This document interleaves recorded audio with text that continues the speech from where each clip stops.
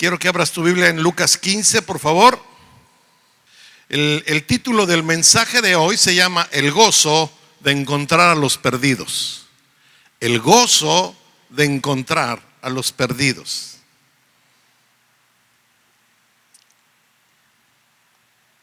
Lo vamos a compartir con una breve introducción y 3 puntos y después un final o epílogo, ¿verdad? Como le quieras llamar. Y quisiera que leyéramos juntos el texto, pero antes te quiero decir cuál es la idea central de este mensaje. La idea central es entender cuán importante es la salvación de una alma perdida y el gozo que produce en el cielo. Lo voy a repetir: entender cuán importante es la salvación de un alma perdida y el gozo que produce en el cielo. Es decir, para nuestro Dios, para Jesús, para el Espíritu Santo y hasta para los testigos, ¿verdad? Capítulo 15, y vamos a leer hasta el verso 7. Todos los recaudadores de impuestos y los pecadores se acercaban para oír a Jesús. Y los fariseos y los escribas murmuraban: este recibe a los pecadores y come con ellos. Entonces Jesús les dijo esta parábola: ¿a qué hombre de ustedes, si tiene 100 ovejas y una de ellas se pierde, no deja las 99 en el campo y va tras la que está perdida hasta que la haya? Al encontrarla la pone sobre sus hombros gozoso, y cuando llega a casa reúne a los amigos, a los vecinos, diciéndoles: alégrense conmigo porque he hallado mi oveja que se había perdido. Les digo que de la misma manera, dijo Jesús, habrá más gozo. ¿En dónde? En el cielo, por un pecador que se arrepiente, que por 99 justos que no necesitan ¿qué? Arrepentimiento. Acabamos de leer del verso 1 al verso 8, y déjame ubicarte en el contexto de lo que está sucediendo. Jesús está viajando de Galilea a Jerusalén. Ya había desarrollado su ministerio en Galilea, pero el plan del Padre es que Él, ¿verdad?, diera a conocer del reino de Dios en muchos lugares. Y entonces Él va al tiempo donde Él debía de estar ahora en Jerusalén. Durante el camino, el libro de Lucas nos narra cómo Él va predicando el evangelio, va discipulando, sana enfermos, endemoniados, hacía milagros creativos, cosas sobrenaturales, perdonaba pecados, alimentaba multitudes, todo con un propósito: salvar a los perdidos. Él se acercaba a los pecadores. Escucha, los pecadores no venían de manera natural a Él, pero Él iba a la gente, y por eso se juntaban las multitudes cuando le veían hacer todas aquellas cosas. Él se acercaba a la gente que era considerada la escoria de la sociedad, pero había muchos también que le juzgaban y le criticaban, y en gran medida era por celos y por envidias. Entre ellos los fariseos y los escribas, que son narrados en nuestros 2 primeros versículos, que se sentían justos y se creían jueces de todas las personas, como dándole a entender al pueblo que solo ellos eran buenos, ¿verdad?, y aceptos para Dios. En la escena vemos a recaudadores de impuestos, gente nada bien vista, porque estaban al servicio del imperio romano, cobrando los impuestos para ellos, los romanos, pero aparte ellos le añadían costo a los impuestos para eso quedárselo. O sea, ellos usaban el puesto que tenían para robar a los mismos judíos. Por eso eran muy mal vistos los cobradores de impuestos, eran repudiados por su mismo pueblo. Sin embargo, ahí estaban los pecadores con Jesús para oír un mensaje de esperanza y de buenas nuevas que Él les daba. Los pecadores se quedaban junto a Él porque las palabras de Jesús les recorrían el telón, haciéndoles ver un panorama de esperanza para que ellos pudieran tener una vida transformada y no seguir siendo lo que eran. Dice el verso 1 y 2: todos los recaudadores de impuestos y los pecadores se acercaban para oír a Jesús, y los fariseos y los escribas murmuraban y decían: este recibe a los pecadores y come con ellos. Entendemos que esta gente eran de la élite de los religiosos, ¿verdad? De la ley, y que se supone que eran los líderes que guiaban espiritualmente al pueblo. Sin embargo, al ver a Jesús hablando y comiendo con los pecadores, en lugar de regocijarse, comienzan a murmurar diciendo lo que ya leímos: cómo recibe a los pecadores y hasta come con ellos. Algo común, murmurar entre estas gentes. Siempre trataban de hacer caer a Jesús en algún error, en alguna mentira, en aprobar algo que le acusara a él, para poder reprobarlo y decir que él era un mentiroso y cosas por el estilo, para poder hacerlo quedar mal con los romanos o con las autoridades del Sanedrín, que eran las máximas autoridades religiosas de los judíos. Porque ellos, los fariseos, los escribas, no vivían la palabra. Escúchame, tenían una religión, tenían una vida religiosa, pero no una relación verdadera con Dios, no una obediencia genuina a la palabra de Dios. Eran capaces incluso de agregarle a la palabra y de poner cargas pesadas sobre la gente, cargas que ni ellos mismos estaban dispuestos a cumplir. Y ahí están murmurando, diciendo, hablando. Y la murmura, hermano, qué dañina es, qué mala es. Estos eran los líderes religiosos. Qué malo es cuando entre el pueblo de Dios hay gente que murmura, que habla a espaldas de otros, cuando están reprobando a otras personas y tomando el papel de justos, de santos, de jueces. La verdad es que sí debemos de cuidarnos unos a otros como cuerpo de Cristo, y aún llegar a exhortarnos si no estamos haciendo bien las cosas. Algunos, otros nos pueden exhortar, pero sentirse jueces, ¿verdad? Y perfectos, y murmurar y querer quedar mal a la gente, eso no es algo que le agrade a Dios. Pero para los escribas y fariseos era fácil hablar de otros, porque tenían propósitos egoístas en su corazón. Lo que ellos buscaban era reconocimiento, era brillar, era ser los únicos que fueran reconocidos como una autoridad espiritual. Entonces, al ver a Jesús, que las multitudes se quedaban a su lado, que lo seguían, ¿verdad? Esto hacía que en su corazón naciera la envidia, el encono, y por eso hablaban tanto de él. No había en ellos el corazón misericordioso que había en Jesús. Fingían piedad, pero en el fondo no amaban a la gente, solo eran un recurso para destacar ellos.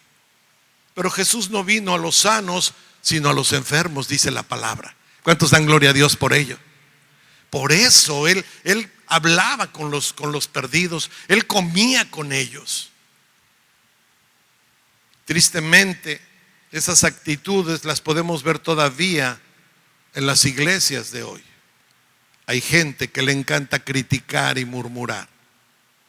Son los fariseos de hoy. Y debemos de tener mucho cuidado para que nuestro corazón esté libre de esas cosas. A veces la gente habla de cosas que ni le constan. El Señor, sin más explicaciones, usa 3 parábolas con las que quiere mostrar a estos hombres y a los presentes en ese lugar, que si estaba con los pecadores era para mostrar la gracia del Padre a los perdidos. Cristo es la gracia de Dios manifiesta en este mundo. No solamente debemos decirle a Dios: Padre, gracias porque me has dado tu gracia. Tenemos que discernir esto. Nos dio a Cristo, Él es la gracia. Él dio a su Hijo y Él murió en una cruz siendo santo y puro, y llevó sobre sus hombros cada uno de nuestros pecados. Cuando hablamos de la gracia, hablamos de Cristo.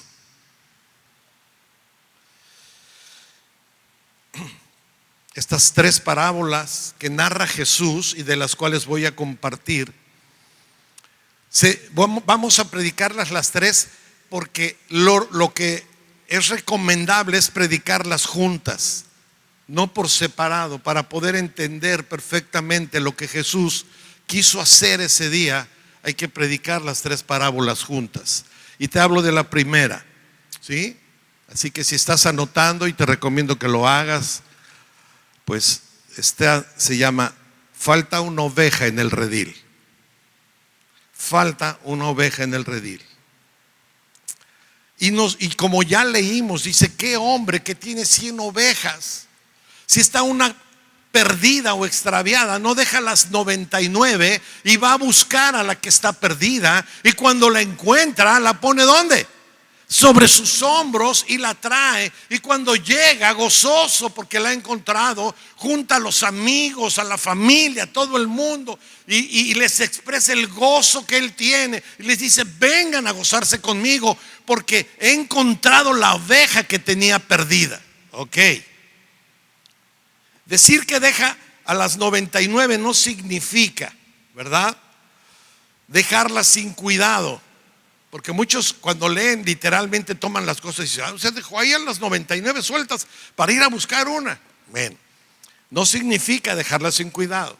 Normalmente los rebaños eran cuidadas por grupos de criadores de ovejas, por un equipo de pastores, y uno podía ser el pastor principal y los demás pastores ayudantes, ¿verdad? Y también tenían perros ovejeros. Yo no sé si usted ha visto videos de cómo las ovejas que cuidan los pastores en lugares donde hay esos rebaños, esos perros, hasta si ven una oveja que se está saliendo del grupo, ¿sabe dónde corren? Corren hasta sobre el lomo de las ovejas. Brincan, se suben pero a una velocidad increíble. Van saltando sobre los lomos de las ovejas hasta que llegan al otro extremo y van por la que se está desviando y que se puede perder, y la meten otra vez al rebaño. Ok, bueno, pues este hombre se va dejando a buen cuidado las ovejas. Así que decide salir a buscar esa oveja que aún no estaba en el redil con las demás. Una oveja que él compró, que era suya, pero que no llegó con las 99 al redil. ¿Por qué te explico esto? Esa oveja representa a aquellos que Cristo compró con su sangre preciosa en la cruz del Calvario, pero que aún no lo entienden, no saben y andan allá afuera y todavía no están en el redil. Todavía no están con el cuerpo de Cristo, porque todavía no han escuchado las buenas nuevas de que ellos fueron predestinados, escogidos por Dios, que fue pagado el precio de su pecado en la cruz, y están allá. Así que no se está refiriendo a una persona que ya recibió el evangelio, que se arrepintió de su pecado y que estando en la iglesia se va por razones como las que mencioné. No, si es una oveja que el Señor ya compró, pero está allá afuera, todavía no está en el redil. El hombre va a la busca hasta que la encuentra, narra Jesús. No menciona el tiempo que se llevó en esto, no menciona la distancia que tuvo que caminar, no habla de cuánto trabajo costó encontrar a la oveja, el tiempo que se llevó, el agotamiento que tuvo. Eso no lo dice, ¿verdad? Sin embargo, lo que sí nos dice es que no volvió hasta que la encontró. Esto nos habla del amor y de la paciencia y de cuán importante era para él la oveja perdida. Así de importante, dice Jesús. Así.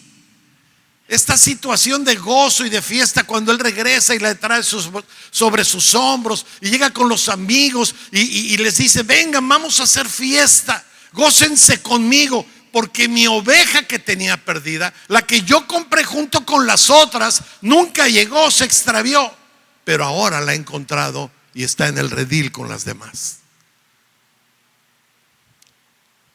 cuando lo encuentra. Qué gozo tan grande. Dice Juan capítulo 10, verso 15 y 16, dice: yo soy el buen pastor. El buen pastor su vida da, ¿por quién? Por las ovejas. Pero quiero que veas el 16 con mucha atención. Tengo otras ovejas que no son todavía de este, ¿qué? No están en este redil todavía, pero yo las tengo, son mías. Yo ya pagué por ellas, ¿verdad? Yo debo traerlas y oirán mi voz y serán un rebaño con un solo pastor. ¿Tiene ovejas el Señor que están allá afuera? Sí. ¿Son suyas? Sí. Y hay que ir por ellas. No me lo tomes a mal, pero medita un poquito. ¿Le predicaste esta semana a alguna persona? ¿Ganaste un alma para el Señor en 2025? En este año, si no ganaste ninguna en el 2025, vas a seguir igual. Vamos a seguir igual, me incluyo yo.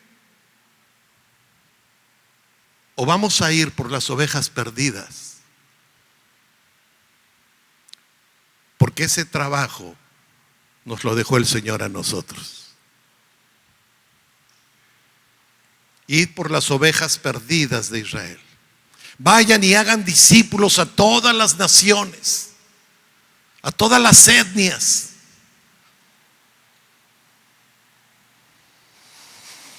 Qué ironía.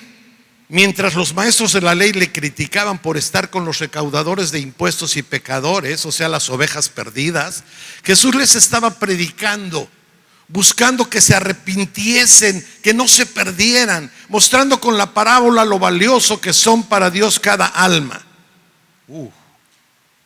Este hombre dijo: hey, a los vecinos, a los amigos, vengan, alégrense conmigo porque he hallado mi oveja que estaba perdida.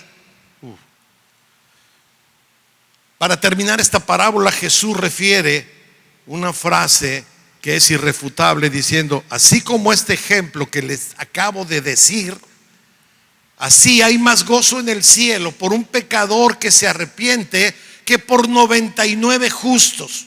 Y muchos pensarán, y te invito a que hoy corrijas ese pensamiento si ha sido así en ti.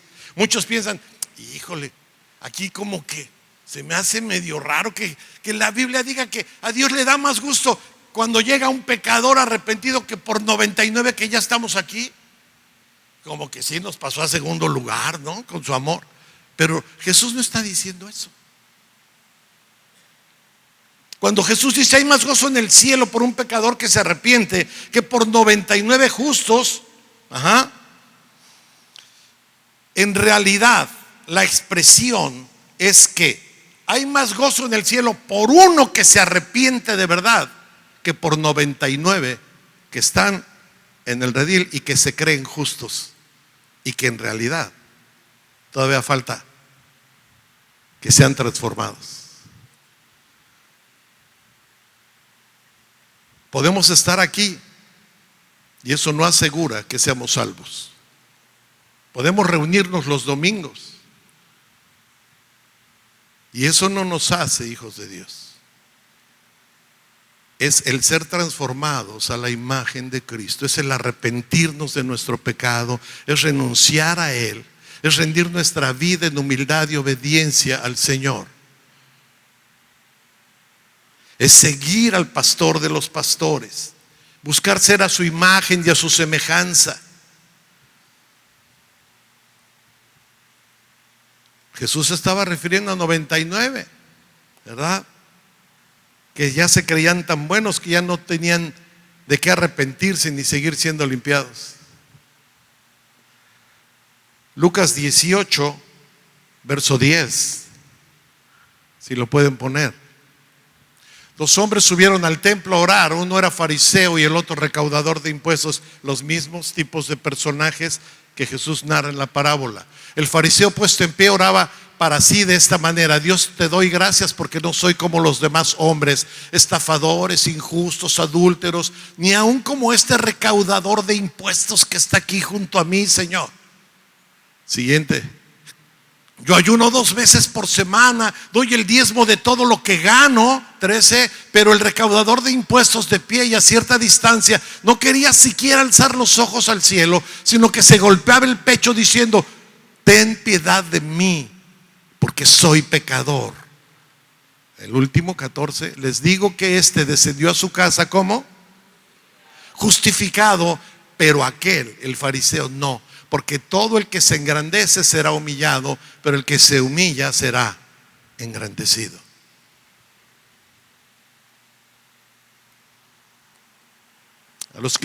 Los cristianos, hermano, termino esta parábola, han olvidado que el mayor gozo en el cielo no lo ocasionan sus obras, sus títulos, su dinero. El mayor gozo en el cielo no lo produce el ministerio que realizamos. No, hermano. Queremos que haya gozo en el cielo. Queremos que el corazón de Dios se regocije. Bueno, necesitamos estar siendo cambiados a la imagen de Jesús, que ama a los perdidos, e ir a buscar a las ovejas extraviadas. ¿Quieres producir gozo en el cielo, hermano? Sí, a Dios le agrada que sirvas aquí en la iglesia, claro que sí, pero ese no es el mayor gozo en el cielo. El mayor gozo en el cielo es que seamos a la imagen de Cristo y que seamos de los que aman a los perdidos y vayan por ellos. Número 2, del verso 8 al 10, segunda parábola. ¿O qué mujer, dijo Jesús, si tiene 10 monedas de plata y pierde una moneda, no enciende una lámpara y barre la casa y busca cuidadosamente hasta hallarla? Cuando la encuentra, reúne a las amigas y vecinas diciendo: alégrense conmigo porque he hallado la moneda que había perdido. De la misma manera, dijo Jesús, les digo, hay más gozo en la presencia de los ángeles de Dios por un pecador que se arrepiente. Ahora el Señor hace un cambio de personaje para ejemplificar el mensaje que quiere dar. 3 aspectos muy reveladores en esta historia, con los cuales Jesús quiere mostrar a los oyentes el grande valor que tenía un alma para Dios. Bueno, pues vamos a verlos. El primer aspecto, la moneda. Era una pequeña moneda de plata que se le llamaba dracma, de el mínimo valor económico en ese tiempo. Sería lo que es el salario mínimo de un día hoy en la actualidad. Quiere decir que estamos hablando como de 360 pesos por ahí, ¿no? Por ahí anda el salario mínimo. Bueno, ok. 16 céntimos era un dracma. Sí, poco valor económico, pero esa moneda, ¿por qué era tan especial para la mujer? ¿Por qué tenía un gran valor personal? Te voy a explicar por qué. Porque era lo que usaban las mujeres para su dote el día de su boda. Normalmente las mujeres de ese tiempo no trabajaban como hoy en día. Entonces, si se casaban a los 18 años, todo lo que ellas podían llegar a tener en esos 18 años lo guardaban. Ella solo tenía 10 monedas.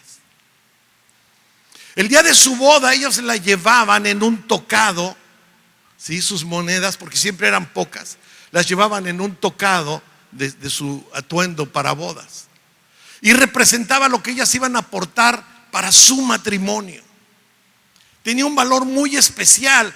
Todos los años que se dedicó a juntarlas, era la dote que ella iba a llevar a su boda, era el adorno que iba a traer en su cabeza, ¿verdad? El problema aquí era que esta moneda no se extravió en la calle. ¿En dónde se extravió? Si puso atención. En la casa. La moneda se extravió en la casa, no en la calle.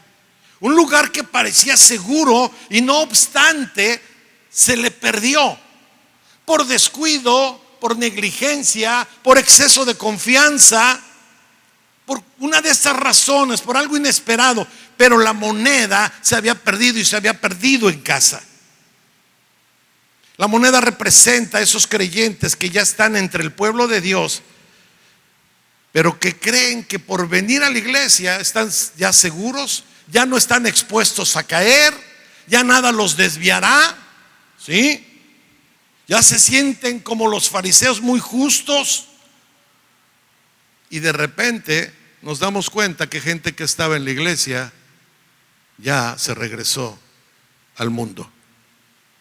Ya anda allá afuera, ya anda dando mal testimonio, ya anda haciendo cosas que no están bien, ¿sí? Cuidado. La Biblia dice: el que piensa estar firme, mire que qué, mire que no caiga.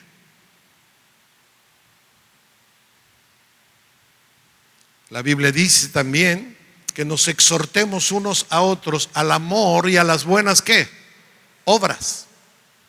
Mi hermano, aquí como cristianos, no juzgándonos, pero sí podemos exhortarnos unos a otros al amor y a las buenas obras. Eso no es que te quieran hacer un mal, te hacen un bien. Cuando alguien nos exhorta, nos hace un bien, porque nos ayuda a no desviarnos, a no perdernos otra vez. No que pierdas tu salvación, pero que empiezas otra vez a andar haciendo cosas indebidas, o a lo mejor alguien que estaba aquí pero nunca había sido salvo.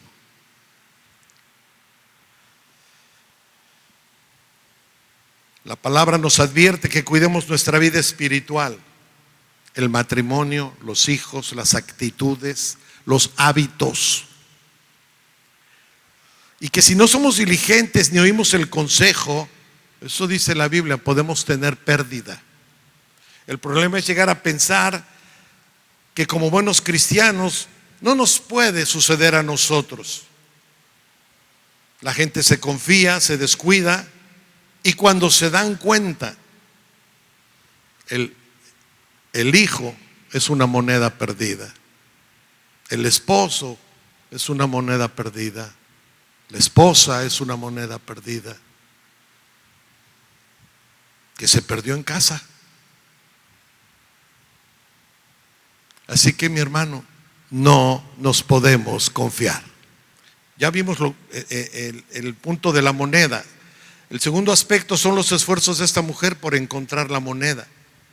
Cuando ella se da cuenta que le falta una, se vuelve un frenesí de actividad para recuperarla. ¿Qué hizo?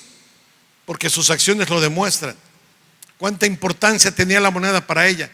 No le importó la hora que fuera. No nos dice qué hora era, pero dice que encendió la luz. No había luz eléctrica. Tenían que encender ¿cómo les llamaban? Aparte de lámpara les decían otro nombre, el candil, ¿no? O algo así. Enciende la luz. De por sí las casas en ese tiempo eran muy oscuras porque no había luz, ¿verdad? Pero ella enciende la luz para poder encontrarla. No le importa el esfuerzo que tiene que hacer. Dice que barrió la casa diligentemente. No eran casas como la que tú tienes, donde hay loseta y muy bonita, ¿verdad? No, eran de tierra. La moneda podía estar en el suelo y tapada por la tierra. Entonces ella tuvo que barrer con tanto cuidado, con tanta diligencia. Pero no le importó el sacrificio, no le importó el cansancio. La busca hasta encontrarla. En otras palabras, no hubo nada que la detuviera. No se dio tregua hasta que la halló. El valor que tenía para ella sobrepasaba todo sacrificio. Así de valiosa es un alma para Dios, al punto que envió a su Hijo unigénito a entregar su vida por nosotros los pecadores. Monedas de poco valor. No te ofendas que lo diga, no lo hago por ofender tu persona, pero la verdad es que siendo pecadores y estando en esa condición, éramos monedas de poco valor. El dio a su Hijo para rescatarnos a nosotros, para encontrarnos a nosotros. Jesús es la luz que el Padre encendió para encontrar a los perdidos. Qué hermoso. Jesús es la luz. Pero la luz no se enciende para esconderla debajo de un almud. Y la luz no se enciende para meterla debajo de la cama, hermano. Está escrito en la palabra de Dios.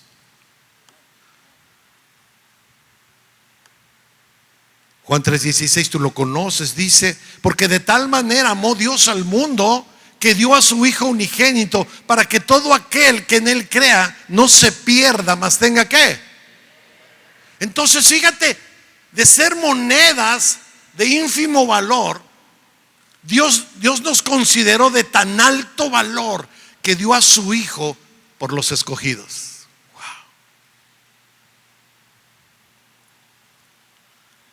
El tercer aspecto, el gozo por encontrar su moneda, igual que el que encontró la oveja. El Señor describe el gozo que había en el corazón de la mujer. Ella va, reúne a los amigos, vecinos, los invita a compartir su alegría sin igual por el hecho de haber encontrado la moneda perdida. Imagina esa mujer yendo de puerta en puerta, de casa en casa, gritando para llamar a todo el mundo: ¡Hey, Sal, Marta! ¡Hey, tú, Petrita! ¡Hey, vente tú, Cheli! ¡Vente, hermano, Pepe Charlie! A todo el mundo le hablaba. Que fueran, ella quería hacer fiesta por una moneda que había encontrado. Que vinieran a su casa para celebrar.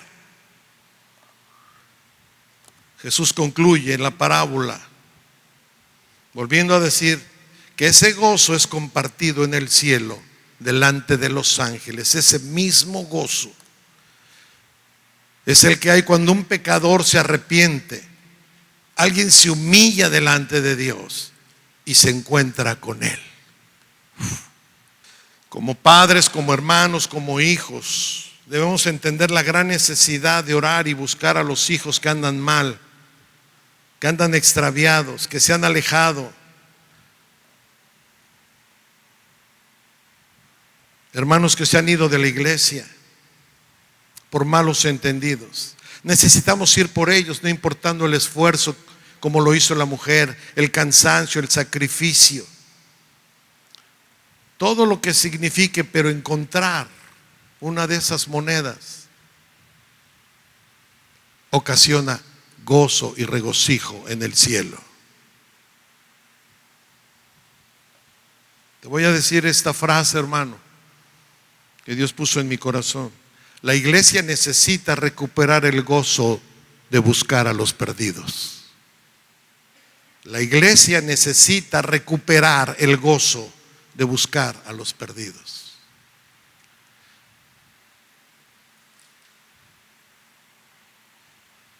Porque hay gente que en la iglesia se vuelve insensible. Sabe que alguien que conoció la palabra anda perdido y de todas maneras no le importa, no siente carga. Ya no hay gozo en su corazón al ir por un perdido. Por eso hay poco evangelismo en las iglesias hoy en día. Tercer parábola. Un hijo rebelde y perdido se arrepiente.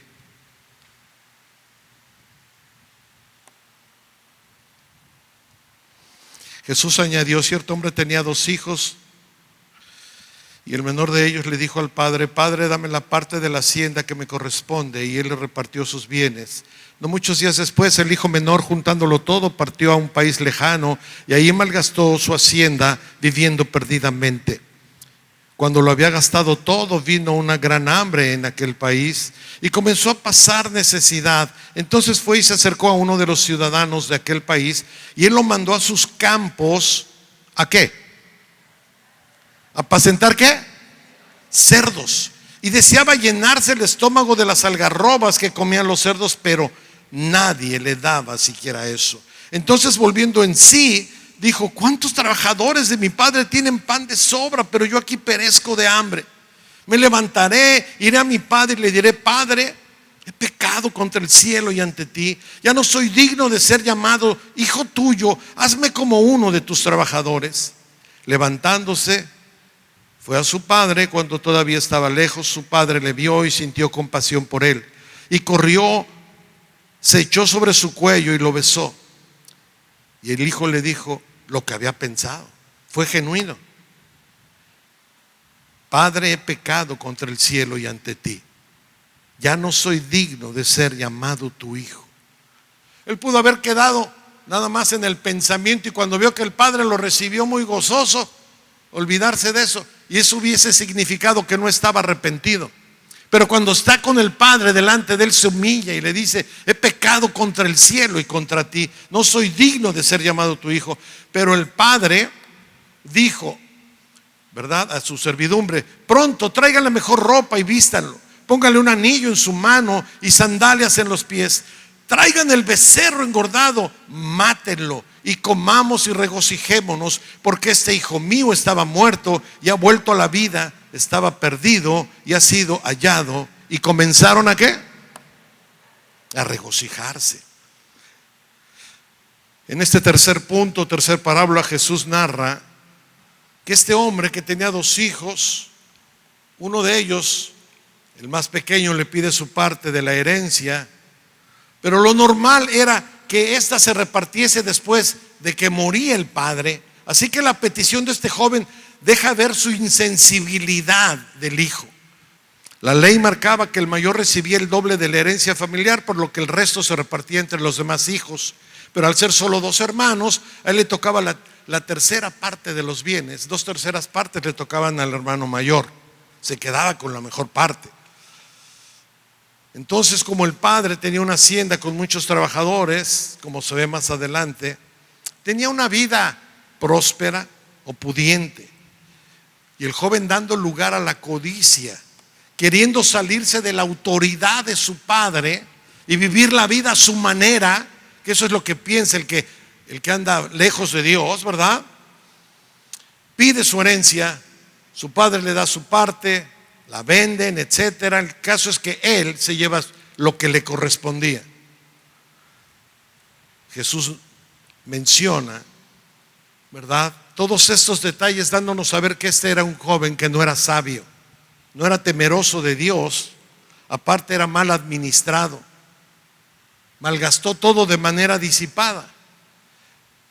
Y cuando se ha acabado todo y lo malgastó todo en cosas de perdición, viene una gran hambre en el país a donde él se fue. Él empieza a tener necesidad y comienza a padecer. Sí, todo el que está lejos del Padre, a la larga va a tener dolor, a la larga va a padecer de diferentes cosas. A lo mejor no es de hambre, pero puede ser de muchas otras cosas. Sus malas decisiones produjeron malos frutos. Y yo te recomiendo a ti, hermano, consulta a Dios en todo lo que vas a hacer, en todas tus decisiones, porque las malas decisiones donde no tomamos en cuenta a Dios van a producir malos frutos en nuestra vida, como lo produjeron en este joven. Así que no solo se vio forzado a trabajar, sino que lo hace para un gentil. Y eso era una humillación. Y este le da trabajo, pero el trabajo más denigrante para un judío, cuidando cerdos, porque los cerdos eran animales impuros para los judíos, y lo ponen a cuidarlos, a alimentarlos, a lavarles ahí el excremento, la suciedad. O sea, le dan un trabajo de verdad denigrante, un trabajo que era una humillación. Pero ¿sabes qué? Él lo acepta. Y al aceptar estar entre los cerdos, era algo equivalente a renunciar a su fe, porque aceptó entonces, cuando eran animales impuros según la ley, pero acepta estar entre los cerdos. Qué tremendo que la necesidad llevó a este joven al peor nivel de su vida. Y así le sucede a la gente que se salen de la cobertura del Padre. de la cobertura de Dios, ni el alimento de los cerdos le daban. Así pasa todavía. Puedes llegar a suceder, y debemos de tener cuidado, que alguien pase de la casa del Padre, estar en el chiquero de los cerdos. Cuando salimos de la autoridad de Dios y se prefiere el pecado y la rebeldía, cuando esto sucede, la Biblia nos dice, necesitamos volver en sí. Pero solos no podemos. La verdad es que se necesita la ayuda de Dios. Solo Él puede hacer volver nuestro corazón en sí. Y nosotros como iglesia tenemos la responsabilidad de ir y hablar con esa gente y que oigan la voz de Dios, la palabra, para que puedan volver en sí. Juan 10, 27 y 28.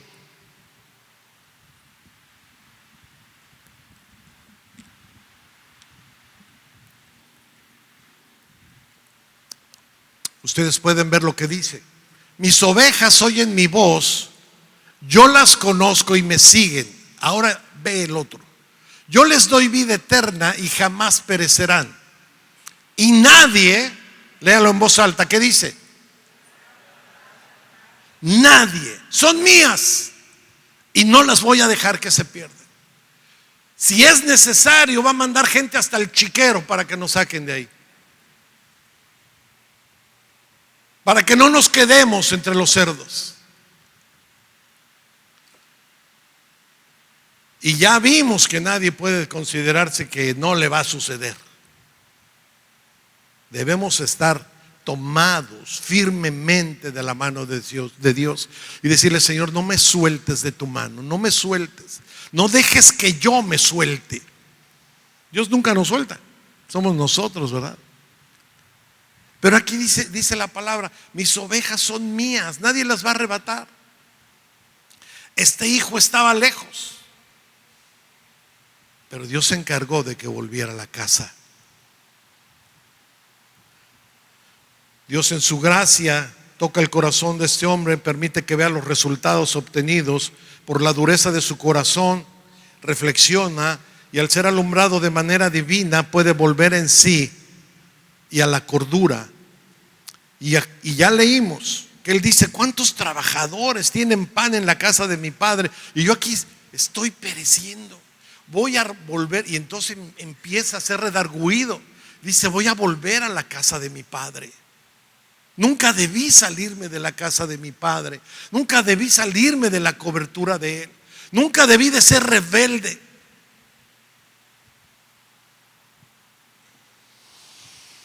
Voy a levantarme, voy a ir a la casa de mi padre y le he de decir: Padre, he pecado contra el cielo y contra ti.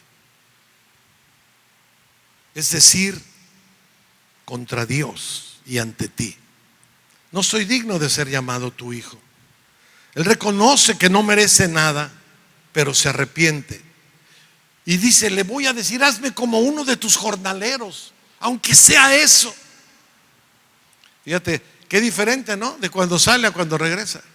Qué diferente cuando hay orgullo y soberbia en nuestro corazón a cuando volvemos arrepentidos. Los que hemos vivido esta historia sabemos lo que significa la misericordia y el perdón de Dios. La Biblia deja ver la diferencia de la oveja perdida, la moneda perdida, con el hijo perdido. Te voy a decir que hay una diferencia entre estas tres parábolas, por si no lo has notado. La oveja fue buscada. Les pido que me ayuden. ¿La oveja la fueron a buscar? Sí. ¿La moneda fue buscada? Sí. ¿El hijo rebelde fue buscado? Le tuvo que padecer más, hermano. Acabó con los cerdos. Y después de que pasó ese proceso, ese trato de Dios, entonces Dios en su gracia lo trae otra vez.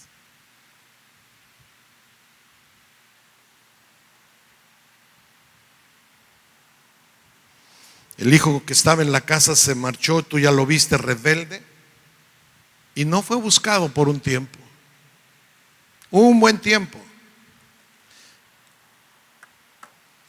Yo he escuchado a veces en las iglesias que se va una oveja rebelde, criticona, chismosa, y que hace de todo, y el pastor no lo busca.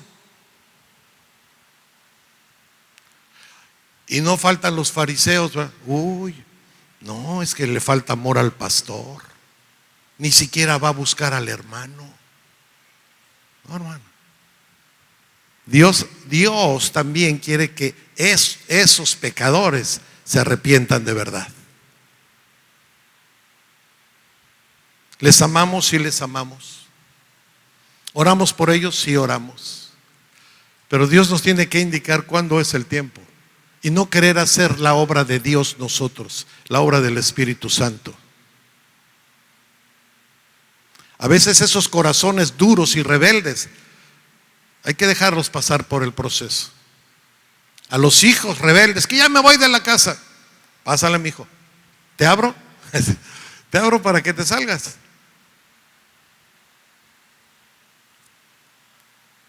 Me voy a llevar mi ropa. No, hijo, la ropa no es tuya, yo la compré. Ahí déjala. Te voy a regalar la que llevas puesta. Y que ahí empiecen a sentir. Pero hay papás que se sienten más santos que el Espíritu Santo, más buenos. No, hijo, no te vayas, no te vayas. Es un ejemplo práctico, pero te puede funcionar. No valía más la oveja, no valía más la moneda, no, que ese hijo. Pero ese hijo, la oveja no tenía el entendimiento, la moneda es un material nada más, pero el hijo tenía el entendimiento y él estaba haciendo las cosas voluntaria e intencionalmente. Eso habla de su corazón duro y rebelde.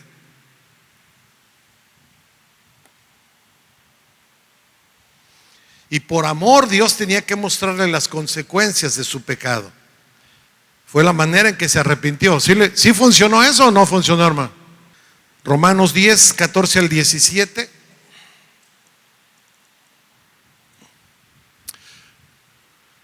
¿Cómo pues invocarán a aquel en quien no han creído? ¿Y cómo creerán en aquel de quien no han oído? ¿Y cómo oirán sin haber quien les predique? ¿Y cómo predicarán si no son enviados? Tal como está escrito, cuán hermosos son los pies de los que anuncian el evangelio del bien. Sin embargo, no todos hicieron caso al evangelio, porque Isaías dice: Señor, ¿quién ha creído en nuestro anuncio? Y el último: así que la fe viene por el oír, y el oír por la palabra ¿de quién? De Cristo.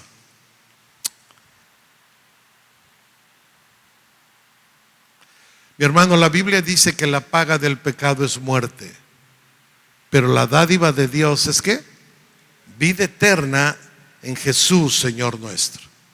Así que, mi hermano, a veces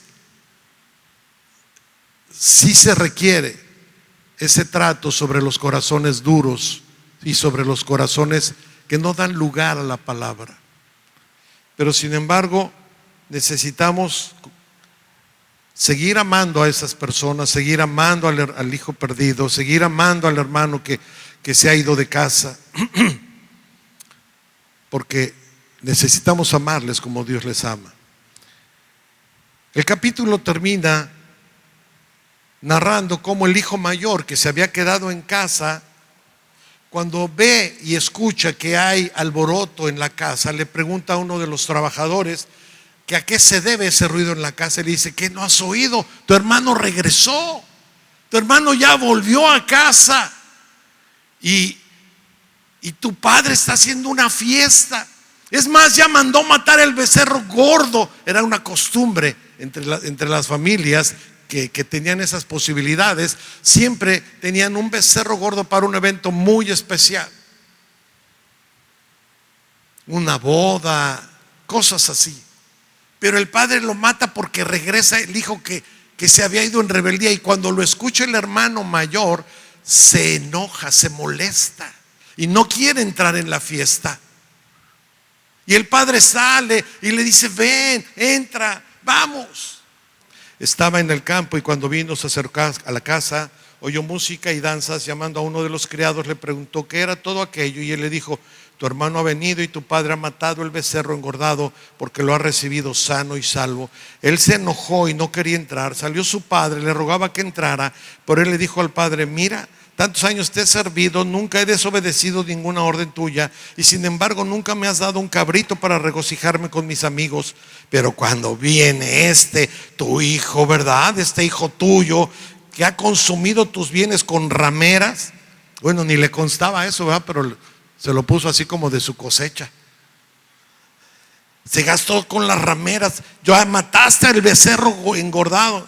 Su padre le dijo: hijo mío, tú siempre has estado conmigo, todo lo mío es tuyo. Pero era necesario hacer fiesta y regocijarnos, porque tu hermano estaba muerto y ha vuelto a la vida. Estaba perdido y ha sido ¿qué? Hallado. Igual que en las otras parábolas, hay fiesta. Y esto nos expresa el gozo que hay en el cielo, el regocijo que hay en el corazón de Dios, hermano. Pero a veces más bien estamos actuando como el hermano mayor, criticando, juzgando, creyéndonos mejores, en lugar de sentir misericordia, piedad por los que están alejados, en lugar de ir a buscarlos como la oveja, en lugar de buscarlos como la moneda, porque son valiosos para Dios, porque andan fuera del redil, porque están entre los cerdos. Mi hermano, la iglesia necesita volver a entender lo que produce gozo en el cielo.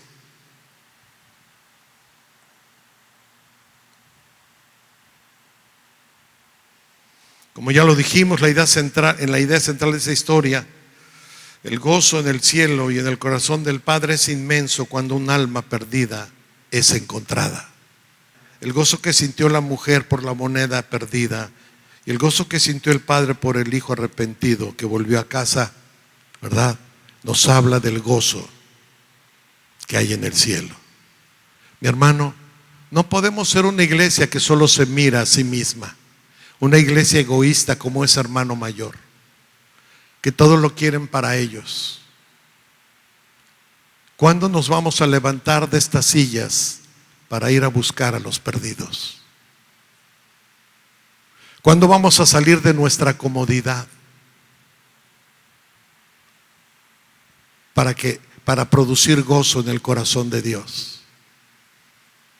¿Cuándo vamos a dejar de mirarnos a nosotros como el centro de la historia del Evangelio y entender que no se trata de nosotros, que se trata de Cristo?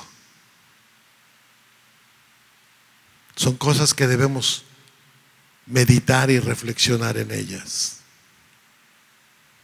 Jesús lo habló ese día, 3 parábolas. Y lo triste, si tú sigues leyendo Lucas, es que los fariseos siguieron igual. Nunca entendieron el mensaje. Yo confío en Dios que esta iglesia va a entender este mensaje y le va a decir: Dios, usa mi vida, ayúdame a ir por los perdidos, porque yo quiero que haya gozo en tu corazón.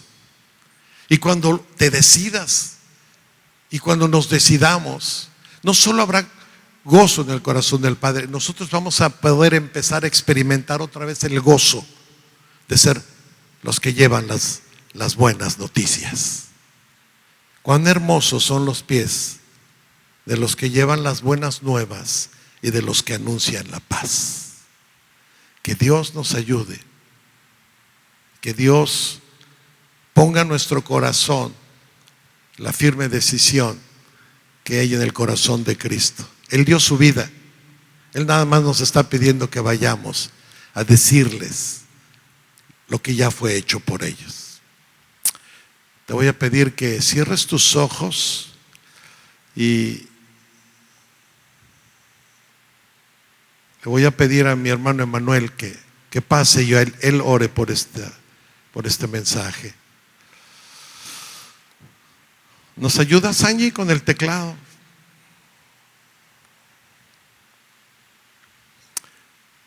No quiero orar yo, quiero que ore su pastor por ustedes, junto con ustedes, y que como iglesia puedan tomar una decisión.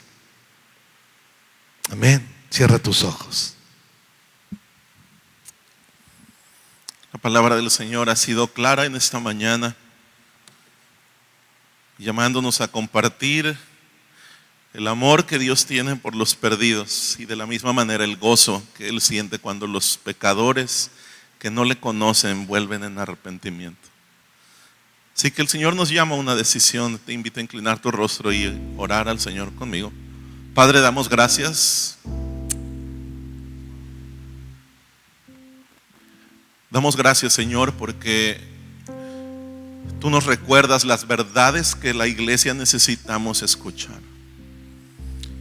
Gracias, Señor, porque al escuchar de los perdidos no podemos hacerlo de manera orgullosa sin recordar cómo un día nosotros estábamos en esa condición, Señor. Te damos gracias porque tuviste mucha paciencia con nosotros. Tu palabra es clara que la paga del pecado es muerte, pero nosotros no morimos inmediatamente, Señor, sino que nos diste oportunidad de escuchar el Evangelio y nos diste la fe para recibirlo, y enviaste, como hoy hemos recordado, mensajeros que llevaran las buenas noticias del Evangelio. Señor, nos conmueve leer tu palabra y escuchar que el cielo se llenó de fiesta el día que nuestra alma volvió en arrepentimiento hacia ti, Señor. Gracias porque fuiste un padre que ni siquiera dejaste que el hijo pródigo terminara sus palabras, sino que lo abrazaste y cambiaste sus vestiduras, Señor. Rogamos el día de hoy, Señor, que al recordar lo que hiciste por nosotros, podamos mirar con amor a aquellas ovejas que todavía no entran en el redil. Aquellas ovejas por las que tú moriste, pero que todavía están perdidos en sus pecados, como aquellos publicanos y gentiles con los que tú comías y a los que tú visitabas. Señor, hoy no les llamamos con esos nombres, pero las calles, los hogares de nuestras colonias están llenos de personas en esa condición. Nuestros familiares y parientes, algunos de nuestros amigos y compañeros de trabajo, Señor, la gran mayoría de todos ellos no te conocen, Señor, pero para nosotros que llevamos ya tiempo en el Evangelio, quizás hemos sido tan insensatos que incluso hemos sacado a todas esas personas de nuestro círculo social y nos hemos olvidado de un mundo que todavía no tiene a Cristo. Señor, danos un corazón amoroso para ellos. Permítenos con sabiduría, con santidad, pero permítenos comer con ellos, charlar con ellos. Algunos serán religiosos, otros serán ateos, agnósticos. Algunos otros, Señor, estarán atados en diversos pecados, como un día nosotros lo estuvimos, Señor. Y algunos de ellos posiblemente estén dentro de la iglesia, haciéndose llamar cristianos, pero en algún momento apartándose, dando a conocer que no te han conocido, que no han nacido de nuevo, Señor. Yo ruego en el nombre de Jesús, cuando eso suceda, Señor, si esas son ovejas tuyas, permítenos mirarles con amor y llevar el Evangelio. Nosotros desconocemos, Señor, quiénes vendrán a Cristo y quiénes no. Por eso rogamos, no por un corazón juicioso, sino por un corazón amoroso y presto para llevar las buenas nuevas.